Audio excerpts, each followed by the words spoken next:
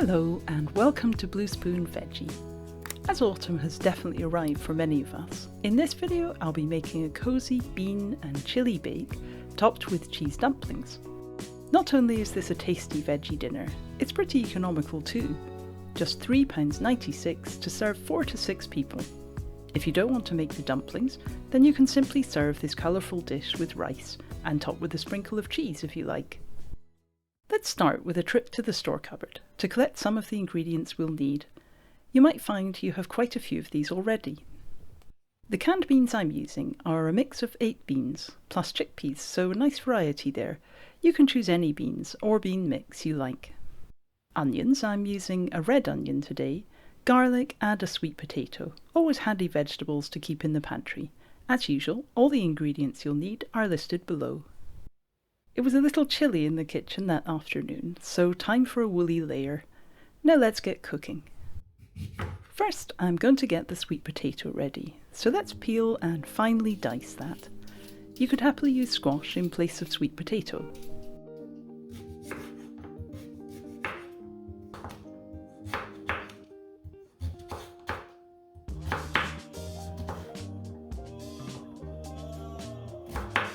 Once you've finished on the sweet potato, it's time to get the onion and garlic ready. I love cooking with red onions, although I always think they're more purple than red.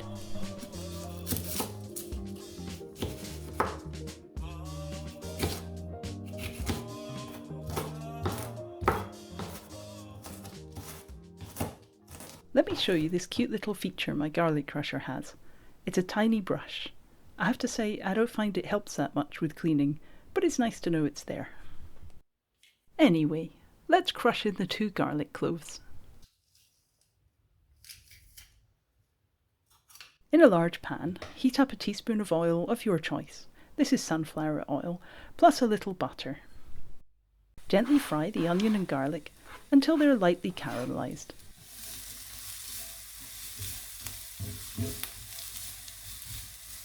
Like this. Tip in the sweet potato cubes. Pour in the can of tomatoes. Now to add some warm spices to pack lots of flavour into this bake. I had all these spices already in my store cupboard. You can vary these to suit what you have at home or use a spice mix. I'm using paprika, coriander, chipotle chili flakes, and there's some salt there too. Some dried oregano is a nice addition to the flavours in this bowl. Stir all that in.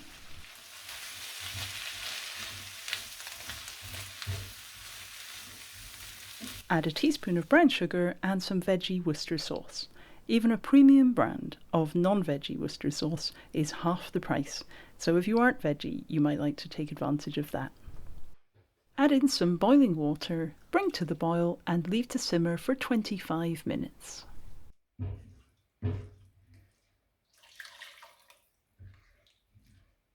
In the meantime, I'm going to bring some frozen sweetcorn back to life with some more boiling water.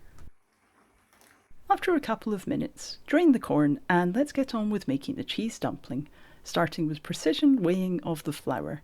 I know a couple of grams either way won't matter, so why does it have to be spot on? Anyway, add some salt, baking powder and dried parsley to the flour and mix those in.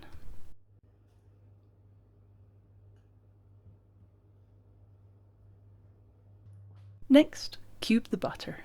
Isn't butter expensive nowadays? I feel like the price goes up every time I buy it. Try as I might to shop carefully. Thankfully, we only need quite a small amount for this recipe. We only need a small amount of cheese too, so try to use a good, strongly flavoured cheddar or something similar. There are often good deals on cheese, so always keep an eye out for those. And remember, grated cheese freezes well. Add the cube butter to the flour mixture.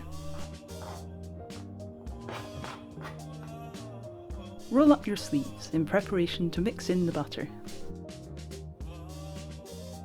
Then, with your hands, gently squeeze the butter into the flour. This is a very similar process to making scones. When when the butter is distributed through the flour in nice small pieces, it's time to add in the cheese. Mix the cheese through the flour. Finally, pour in the milk. Start with just 40 ml, but you may need up to 50 ml to make a soft dough. Use your hands to bring everything together.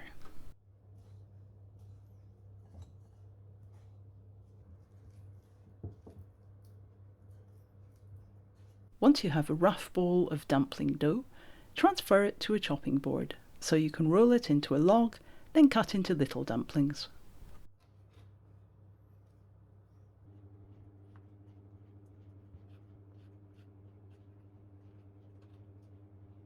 Dumplings ready and waiting, let's finish off the beanie layer. It will have cooked down a little by now, and let's add the corn to the pan. Stir in the beans too.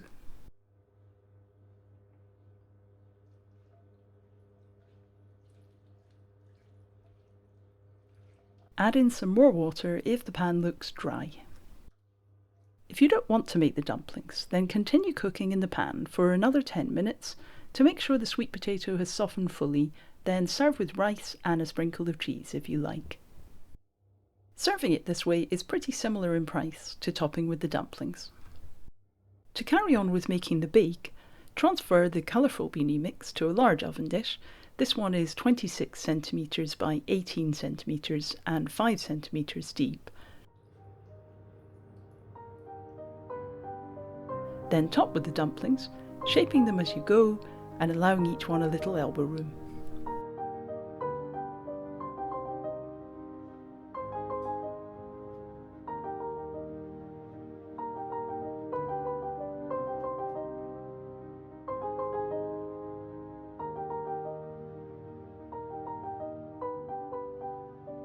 Phew, there we go, ready to bake for 20 to 25 minutes at 180 degrees Celsius, that's 350 degrees Fahrenheit. Et voila! Golden dumplings, flavourful veggie layer, and all for a low price. What's not to like? Now this is a hearty bake, so I think you could serve 5 or 6 people. But even if you're cooking for 4 very hungry people, this comes in at under £1 a portion. I'd love to hear in the comments what you're making just now, and I hope you give the beanie bake a go. Thanks for watching. If you aren't already subscribed, please click the subscribe button below, and I'll see you again soon with more recipes from Blue Spoon Veggie.